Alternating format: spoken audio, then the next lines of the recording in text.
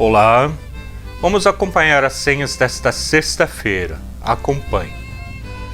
As senhas do Antigo Testamento encontramos no Salmo 73, versículo 25. Se tenho a ti, que mais poderia querer na terra?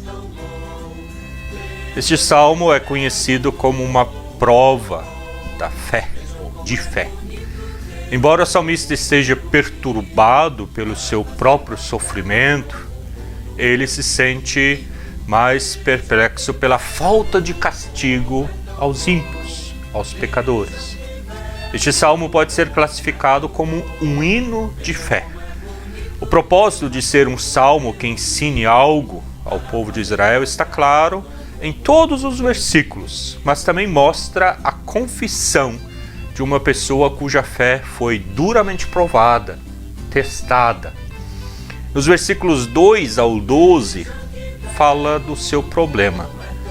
Ele estava em perigo todo dia, ao sentir tanta inveja daquelas pessoas que não eram fiéis ao Altíssimo Deus.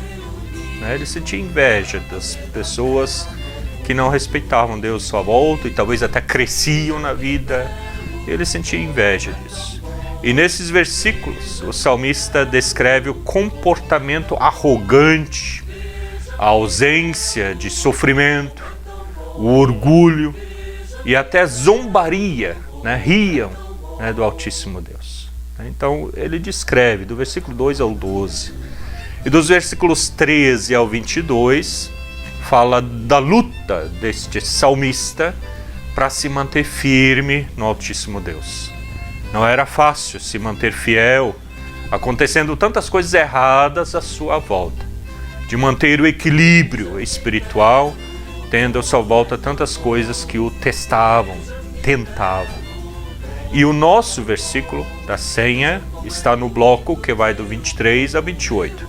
E nestes versículos o salmista reconhece: estou sempre contigo.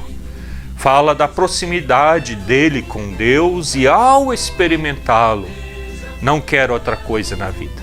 Como diz o nosso versículo 25, se tenho a ti, que mais poderei querer na terra? As senhas do Novo Testamento encontramos no Evangelho de João, capítulo 6, versículos 67 ao 69.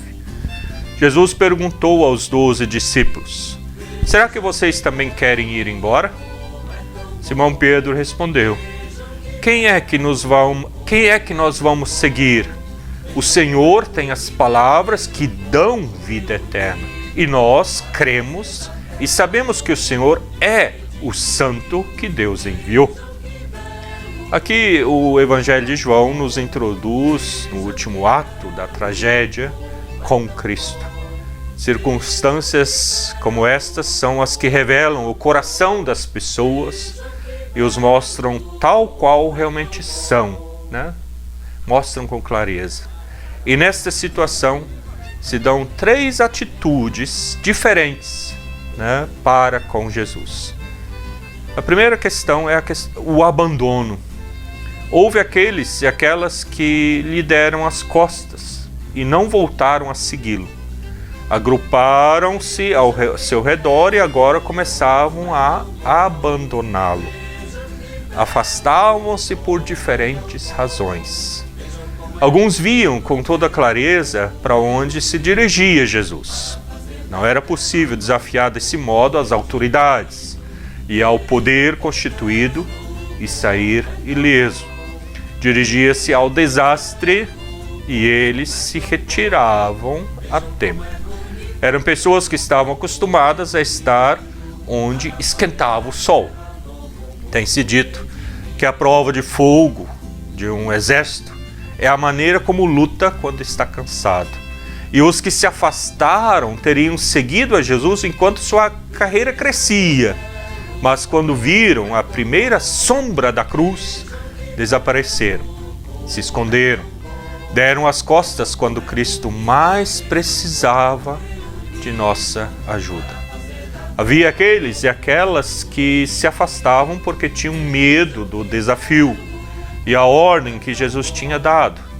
Fundamentalmente, seu ponto de vista era que se aproximaram de Jesus para obter algo dele, quando se tratou de sofrer por ele e de lhe entregar algo, desapareceram, deram as costas.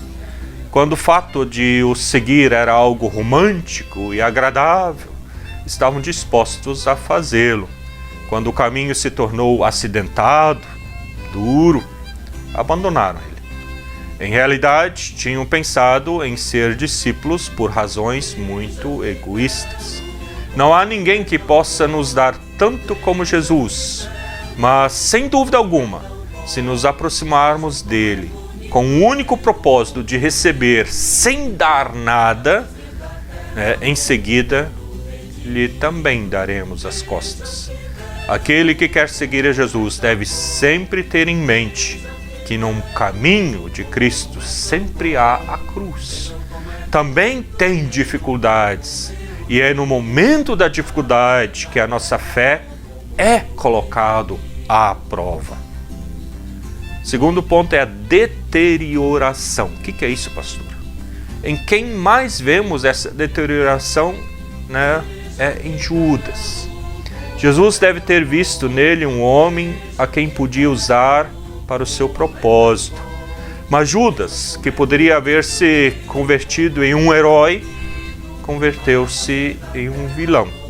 E aquele que poderia ter sido um santo, converteu seu próprio nome em vergonha. A vida sempre envolve um perigo terrível.